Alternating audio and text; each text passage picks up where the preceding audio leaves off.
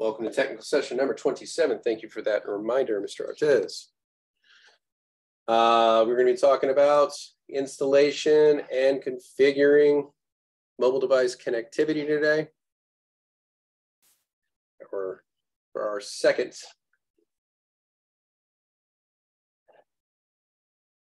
technical session for the day.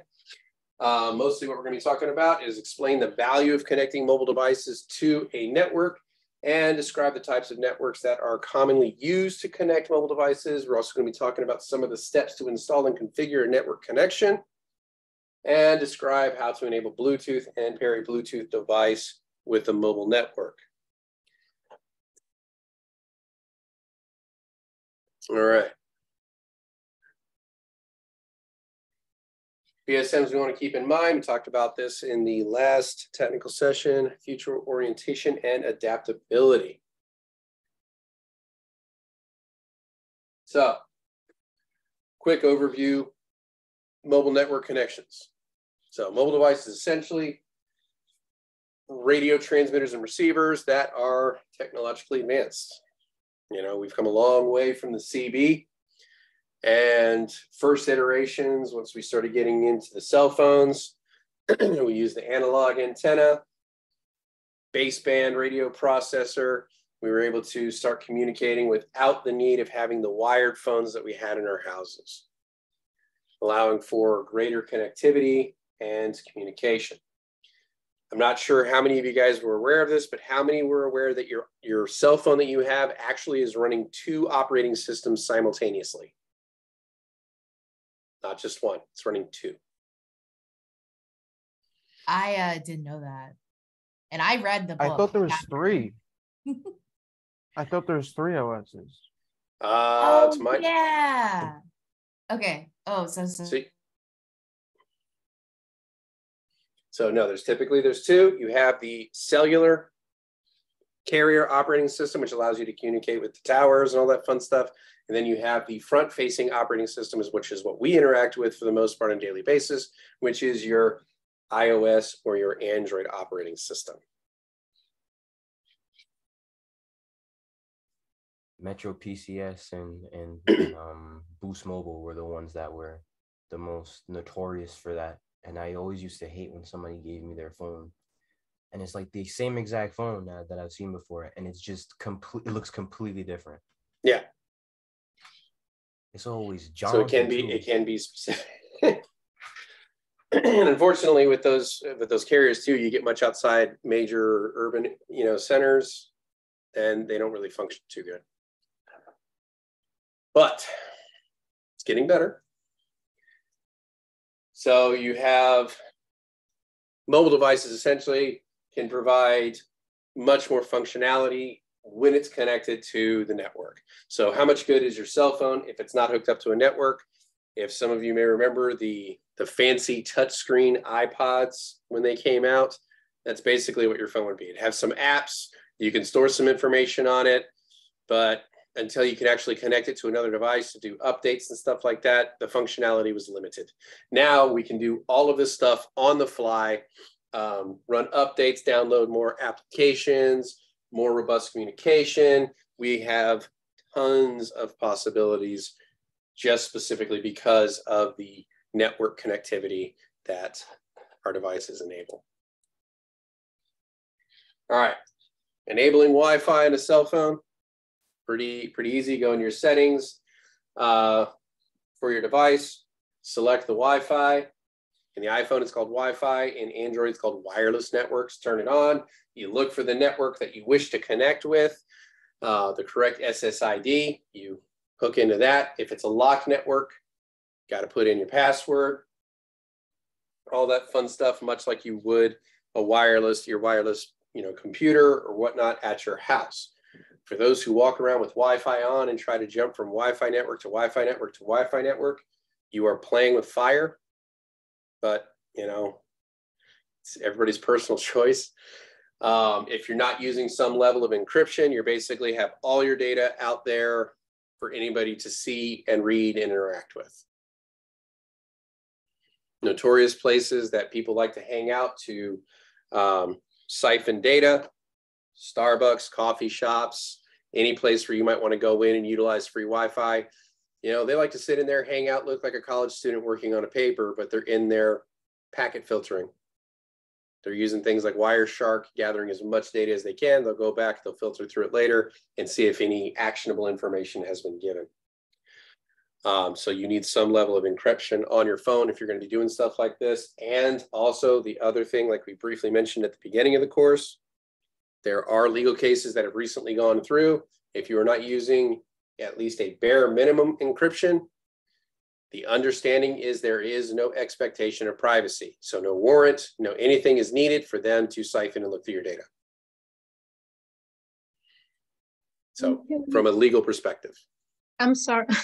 I'm sorry. I have a question. I maybe other people know, but I don't know about this. Like when you go to the, like in New York City, when you go to the park, when you go to the library, when you go to, like you said, Starbucks, there's free Wi-Fi. So are they like getting our personal information? Is that what you're saying? Because well, what I'm saying is there may be bad actors there who are capturing that data to use. And if you're not using any level of encryption, you make it really easy for them.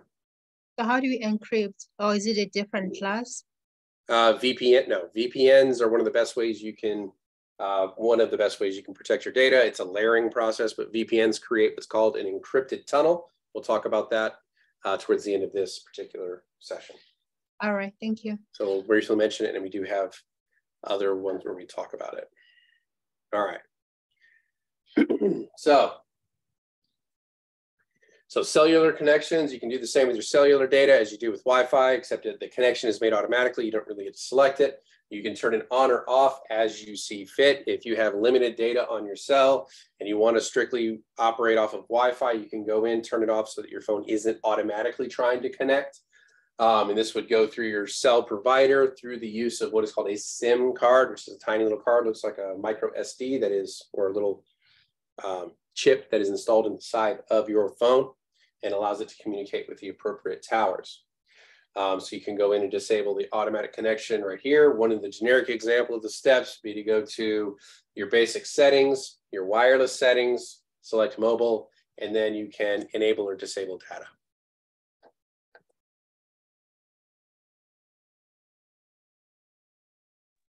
They also make it a lot easier by just having a drop down button, like an app you can literally just touch. Some third-party applications do allow that as well. All right. So wireless connectivity features we have. Some of the ones we'll talk about here. You have hotspots, which we briefly mentioned in the last one. You have tethering, airplane mode, Bluetooth, cellular updates off of baseband, which operates off of the PRI, PRL, or preferred roaming list. Then you have to understand what the IMEI is versus the IMSI, which we will talk about here in a little bit. And that is versus your equipment versus the SIM, essentially. And then, as we briefly mentioned before, the VPN itself. All right, hotspot. They have individual devices that can be mobile hotspots, like we briefly mentioned before, which like the Verizon Jetpack was one of the more popular ones, or you can actually use your cellular device as a mobile hotspot. In your settings, you would see that right here. This would be a feature that your cell provider would need to turn on. Like with mine, they will not turn it on because they actually want me to change my contract because I was one of the early ones in and I get unlimited data for like $10 a month. And so they want me to get rid of that. And so they will not allow me to turn on personal hotspot for that specific reason. But again, that's something you would need to turn on with your cell provider. And sometimes it comes with the individual contract you have. Sometimes it's an additional feature you need to turn on. Thing about it is if you have the hotspot turned on your phone, every device that you have is going to be sharing the same connection. You don't get extra bandwidth for a hotspot. So it's going to cut your bandwidth into smaller and smaller slices the more people that you have connected. So speed becomes a factor. Cost. If you're paying per gigabyte for data on your data provider or your cellular provider, it can get expensive really quickly if you're using a hotspot off of your cell phone. The other thing is security. There's not a lot of additional security, and unfortunately, people use the generic sign-in and password it gives you, and other people will be looking for those hotspots and just connect to your phone and just piggyback off your connection. So security becomes an issue as well. All right. Next, airplane mode. What exactly does it do? Airplane mode basically turns off all radio communication. No Bluetooth, no Wi-Fi, no cellular. Turns it all off.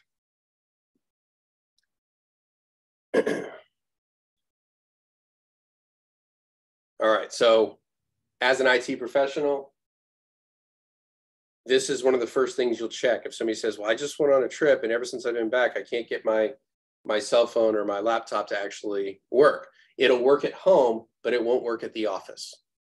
So at home, they're usually docking it in, or vice versa. They're docking it in at the office and they're trying to use it at home, and it doesn't work at home because of the Wi-Fi, but it works at the office because they're using a docking station. So the first thing you'll want to check, do they have airplane mode turned on? It's a lot more common than you think.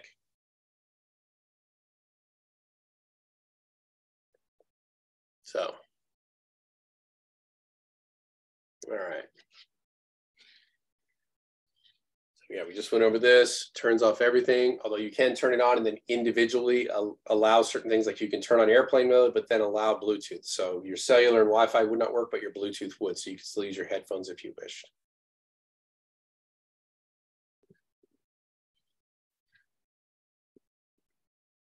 All right, but pause here real quick. So Bluetooth, short range, wireless technology operates on the IEEE 802.15 standard. Creates that wireless connection between devices, helps you set up what's called a PAN or personal area network. Android, go to your home screen, select menu button. From there, choose settings, go to wireless and select Bluetooth. Once it's selected, wait until check mark appears next to the Bluetooth, and now your Bluetooth is enabled. We've turned it on. We have not paired a device. We have just turned on our Bluetooth. Same in iOS, main page, go to settings, it's a little gear, choose general, Bluetooth, and then you tap the slider bar to turn on and enable Bluetooth. Pairing a device. Seems simple, but people tend to forget one very critical step, because this step happens automatically for most devices, unless it is something that is a little more secure.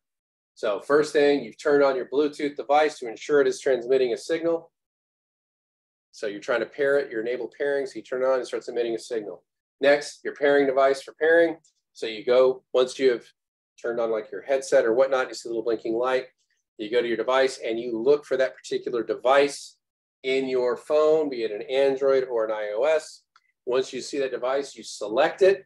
And here's the step that most people miss. It requires a PIN code. Most devices have that PIN code set to 0000, so the phone will automatically try that right off the bat. So people tend not to see this step, they forget this step. Please do not forget, there is an actual code that is put in, a PIN code. Many devices, you can actually change this yourself to increase security if you wish. But for most things like headphones, it's automatically put in 0000. For those of you who may have paired up with your car, you may have known that you're seeing that your radio, will show you the code, and then you put that code in on your phone. That's because your car is not set to have the code at 0000.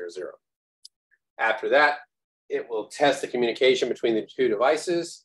And if you're using a headset, it'll give you some sound like, your device is paired or connected, or say something along that, like give you some audible signal that it is linked up. All right. Next, baseband, radio firmware, that operating system that operates in the background of your phone. So this is what manages your wireless communications for the most part. This is your cellular communication. It runs in what's called a real-time operating system so that everything happens extremely quickly as it can, and it kind of works seamlessly. Voice communication has to happen instantly. Otherwise, you know, you'll be like the Verizon guy from the old days. Can you hear me now? Can you hear me now? Thankfully, that's not as much of a problem now. But if there is any kind of latency or lag, it is noticeable. So these communications have to happen what is considered to be simultaneously so that the communication can go back and forth as quickly as possible. Firmware updates, for the most part, these happen in the background, what's called OTA or over the air. They happen pretty seamlessly, and it usually is not even noticeable by the end user. It's happening in the background, done automatically, and you're pretty much up to date. The nice thing is it keeps everything up to date with the latest details for the most part. Say you wanted to do this manually. Don't know why you would, but some people may want to figure it out. So if you're using an Android, you can download what's called the radio zip file, rename it to update.zip, copy it to the root of the phone via an SD card. It's called sideloading, and then turn off the phone, start up in recovery mode by holding the home and pressing the power button at the same time. Press Alt-S, and that will apply the update manually if you wish. Once it's applied, press home and back to reboot the phone, and we'll start and boot up and continue applying the update. Once this is completed, the recovery menu will ask you for a second time to reboot the phone. And then you can double check your baseband has been updated by going and seeing menu, settings, about phone, and then you'll see the baseband version you're running and be able to tell if that is the most up-to-date version currently out there. Alt and S. So on the QWERTY keyboard it gives you. Yeah, how would you press Alt and S? Well, either on the keyboard on the phone, or you can actually dock your phone to a keyboard. Ah, okay.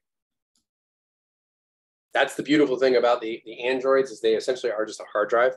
And so you literally can just plug in a manual keyboard to an Android phone. Like if you crack your screen to be able to get your password in and all that stuff, you can literally just dock it to a standard keyboard if you have an adapter to get it to like a USB-C or whatnot, and works just fine. So if you want to get your data off of it with the cracked screen, you can go ahead and do that.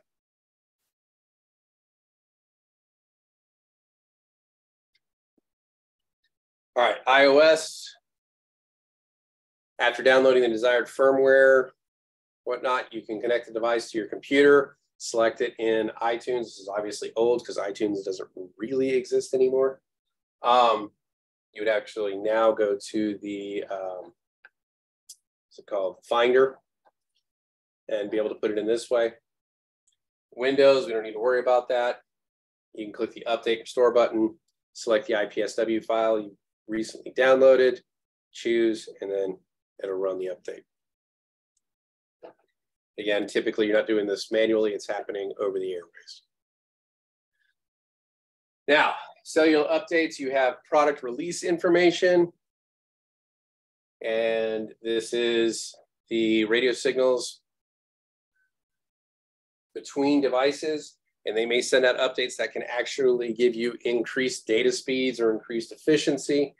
Again, this occurs over the air, so this is not typically something that you would update manually. It usually happens in the background, not something you would typically take care of.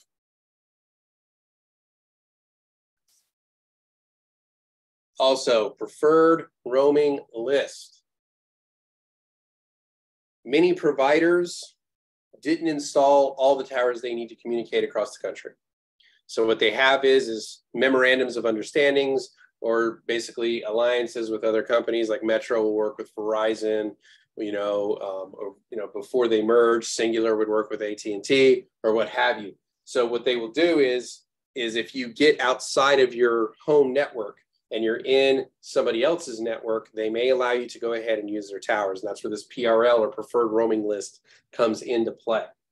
You wouldn't necessarily have priority in those networks, but they would allow you to operate in those networks without, say, paying roaming fees or whatnot, if you have like the nationwide plan or what have you. So this is kind of how they get around that. They basically communicate with everybody else, or they have contracts or agreements with other providers. That way, if you roam into their network, they will give you some bandwidth. If one of their carriers roams into yours, you give them some bandwidth, and you don't have to build as many towers around as you would need to cover those areas. So it helps save on infrastructure. Questions on this? PRL, preferred roaming list. Yes, Artez. Total mistake, my fault. I'm so sorry. Mistake. No problem. No worries. All right. If you wish to access them, most devices, it's settings, system updates, update PRL. You can cause it to go ahead and run an update if you wish. Or settings, system updates, update PRL, what have you. iOS, I don't think they may have one now, but at this time they did not have a separate PRL update on the iOS device. So this was typically pushed in from the carrier automatically. All right, IMEI versus IMSI. This is a good one to know. On the back of your mobile devices, you tend to have two serial numbers back there. Or you have one on the back of the device, which is the IMEI, that is the International Mobile Equipment Identification. This is like the Social Security number for your physical device. So that is the physical phone. If you have that number and somebody steals your phone, you can notify the provider and they can push a code to that device and brick it. So the device becomes useless if somebody takes your phone. You know, or if you have like a device provided by your employer and it's got sensitive information on it, this would allow you to remote wipe or nuke the device so that they can't pull the information off there if it's got proprietary or sensitive information for your organization. Now, that is specific to the phone or the mobile device. Now, there's also the International Mobile Subscriber Identification, which is like the Social Security number for the SIM card that is in your phone. It is specific to that SIM, which is why you can take the SIM card out of one phone, put it in the other phone, and it continues to work for the most part on your, so you can upgrade or change out phones and still operate off of the same cellular network. Because the cellular network or the cellular provider is not going off of your equipment identifier, they're going off your subscriber identifier. So both of them are 15-digit unique codes. And again, I have a question. So where on the iPhone can you look for the IMEI? Yeah. It should be on the back of your phone, but if it's not there, it's actually in your settings of your phone. If you can go about this phone, like settings, phone information or whatever, scroll down and it'll give you the IMEI number. All the way down when you go for iPhone, you go to settings, go to about. Yeah, about this phone. General, and then scroll down. And then you'll see it down. All right. Yeah. And then IMSI is specific to that SIM card, which identifies you to your cellular provider on that network. So E for equipment stands for the phone. S, even though subscriber, associate that with the SIM or the subscriber identification module, SIM. Oh, I see it. Mm-hmm.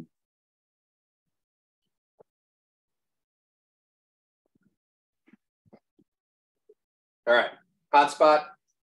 If you're operating off a hotspot, it is very important to have a VPN operating, or virtual private network. It creates a secure connection that is made over an insecure internet connection. Some companies will require you to have a VPN in order to access internal resources in the organization. They may have a VPN specifically for themselves. And the VPN can be either a software item or it can actually be a hardware item. Larger companies will tend to have the hardware item on hand. You would connect directly to that VPN, and then the internal servers will view you as if you were there on site. So what it does is it creates a point-to-point encrypted tunnel between you and your destination. Now, some VPN networks create other added benefits, like, it allows you to access what's called region locked data. So if anybody has a Netflix account, if you log into, say, Netflix in South Korea, if you're a big anime fan, you're going to see a lot of different stuff there than you would here because it's region locked. So you can use a VPN to show, like, you would go into their network, then you would go to servers in South Korea and come out, and you would appear to the local system as if you were from there. And so it would unlock region locked data. So some VPNs do that, but typically what it's doing is creating an end-to-end encrypted tunnel. So it makes your data hard to view and creates a secure connection over an insecure network. Not all VPNs are the same. Not all VPNs are equal. Some do what is called a half tunnel, which means only half of the transmission is encrypted. And that will likely be either your upstream or your downstream. Typically, they do the downstream because people are streaming to devices, so it's encrypting what's coming down to you, but it's not encrypting what's going up. They do this to save in processing power because encryption is processor heavy, so it can slow things down. So depending on what you're doing, make sure you're doing some research. And some VPNs keep logs of the stuff that you do. So like if you're working with a company and you're dealing with proprietary data and they keep logs of that stuff, that's not necessarily good. So you need to understand the requirements of the company you're working with in order to get the best fit with regards to a VPN. Any questions with regards to this? You mentioned Is it the always hardware. is it always wise to change your location while using a VPN? Because that's something that I always do when I'm in a coffee shop. I change my location from the United States to maybe Paris or London. I mean, yeah, but again, you're going to get into region locked data and understand that there are different laws in place when you go to different countries, especially when you're dealing with like the EU, Article 13 and Article 11, create complications with regards to digital stuff like, news sites and stuff like that. So they're a lot stricter than say we would be. Is it always wise? I mean, it doesn't hurt. But typically you would set yourself to say like a region close to where you're, like I'm in Jacksonville, I would typically set my servers to Miami, because then I'm still region locked to where I am, but it's still showing me in another location. Okay, cool. Thank you. Adriel, you had a question as well? Yeah, you said that VPN could be hardware as well. Do you have? Yes, they'll have an actual device. Yeah. That you could communicate with, and that would do a lot of the encryption as well. And if you do not have the proper credentials, it would not let you pass it into the internal network. So it kind of works, almost like a firewall as well. But the internal resources typically will not grant you access if it's not viewed as you being on site. So you use this hardware VPN to create that encrypted tunnel with people who are working remotely, which is kind of a big thing now. That brings me to the part of, or why would somebody buy subscription for VPN if they can get the physical device?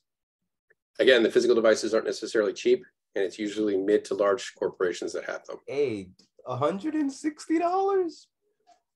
That's not bad. If you're gonna always be using it. Yeah, well, I mean, it depends. Again, is it a full tunnel or is it a half tunnel? What's the level of encryption? It better be full if it's 160. That's all I'm gonna say. Yeah, I know some of the subscription services can be expensive, but again, you do your research. You look, you can get some pretty reasonable ones for less than that.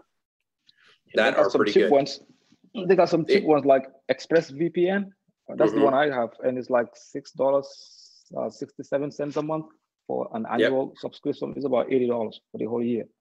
It's Yeah, pretty good. I mean, there's some that aren't bad. Again, do your research, look around.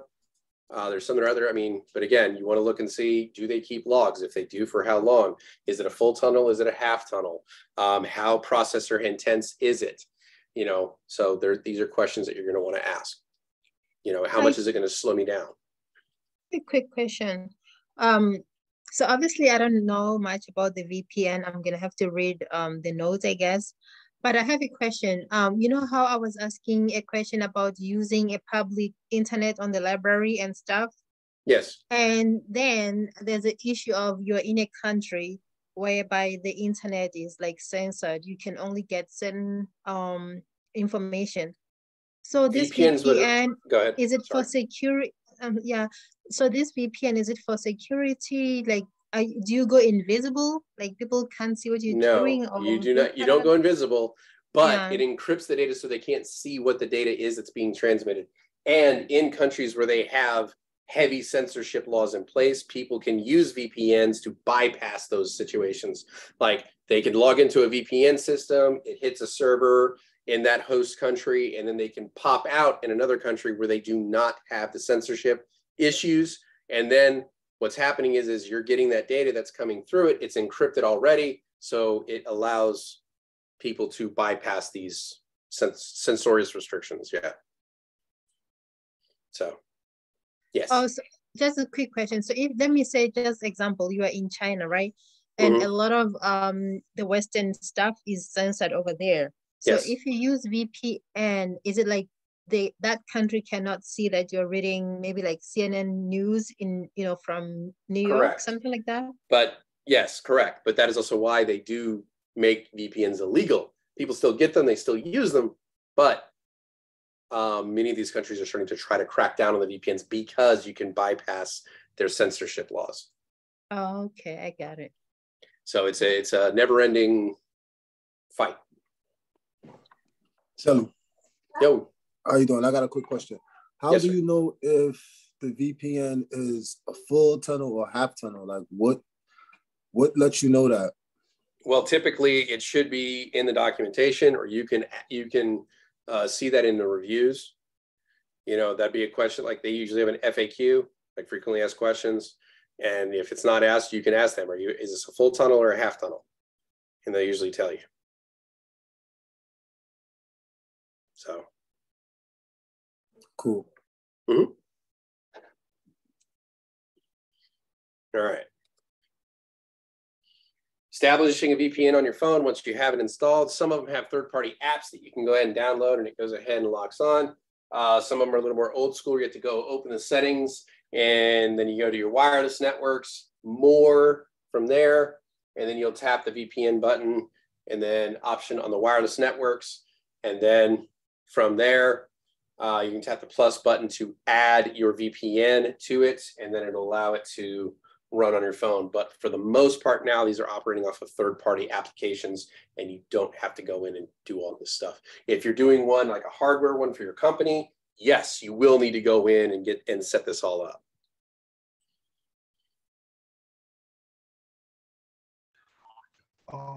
I had a quick question. If a device is set to VPN, does it presently still allow for like biometric sign-in with a fingerprint, or is that only for non-VPN devices? Well, the biometric is happening on the phone. The VPN is taking care of the communication happening on the phone. So those two would not be mutually exclusive. And again, that brings me to like security there's no silver bullet.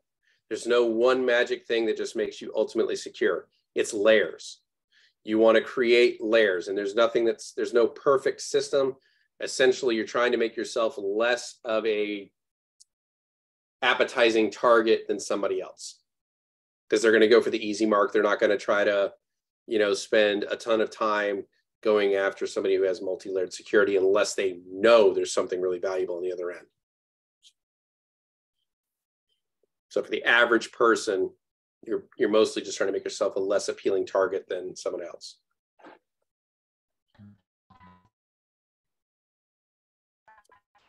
All right. iOS, here's how we would go in. Oh, no problem. No problem, Hank. So iOS, you go in, turn on settings, general, VPN, go down, add VPN connection. You provide the details from there.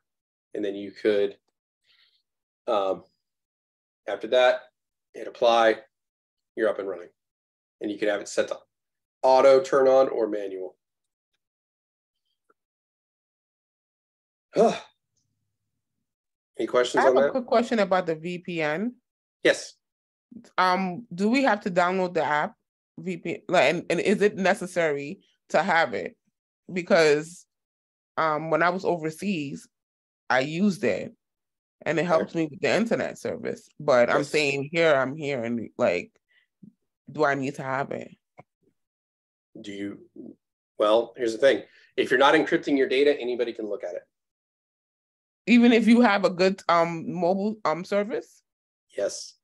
Really? So okay, all right. What VPN app do I need to download? I'm not interested in that right now. Again, you can look at some providers like Norton has one. There's ExpressVPN. There's the a one dozen for the iPhones. I need it for my laptop as well. Well, here's the thing: is if you get in with one service, likely it'll cover 10 devices or something like that. So you pay a subscription service, and it'll cover all of your devices. Oh, so but if it's free, then no, don't do the free one. Pay. I would avoid. Okay, much like free antivirus stuff, I would avoid free VPNs as well. Are there some okay ones out there? Yes. If somebody could put there's also a lot of VPN scams out there. Do what? Oh, all right. Oh, okay, I got you. So here's the thing: is like if I wanted you to accept malware onto your machine, I could basically set it up like I'm a free antivirus. Hey, I scanned your computer while you were, looking through Google, and I noticed you had a device. Why don't you download our free trial antivirus, and it'll go ahead and wipe all that stuff off your machine. You download it. You've now given me full access to your machine. I get to freely install whatever viruses or ransomware I want on your machine, all from this quote unquote free trial. So they will use the guise of protection in a free trial to get onto your machines. So what is the average amount that some people pay for their VPNs? If they can put in the chat box, that'll be good. Yeah, I mean, there's a couple out there. You can probably get them for a couple bucks a month, something like that. So you can get some pretty inexpensive ones. So Kelly, why are we paying like $100 or more for these phone bills? I don't get it. If they're not the phone bill, well, they're just facilitating communication. They didn't say that they would keep your data secret. They're playing games. Oh no, I'm disappointed right now.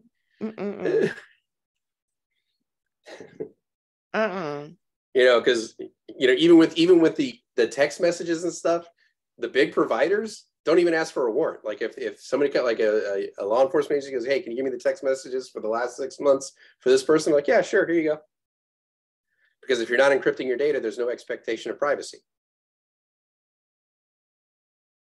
So I feel like they should throw that out there more, but at the same time, I understand a lot of people just don't care.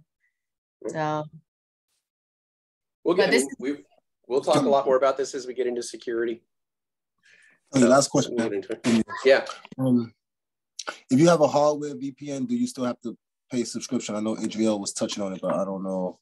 I didn't get the answer. Again, if you're maintaining and developing that software internally, no.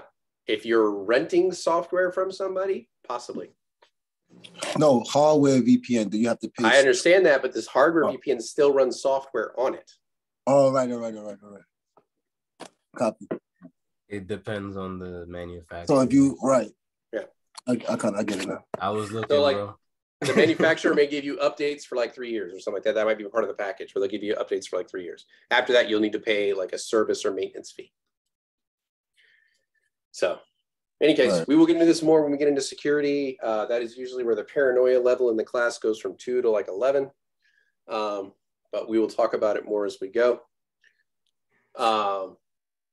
Now, after talking about this a little bit, we should be able to explain the value of connecting mobile devices to a network and the added functionality that we gained through it, some of the steps to installing and configuring network communications. We'll talk a little bit more about some of that stuff and describe how to enable Bluetooth. Any other questions, comments, concerns, complaints, revelations?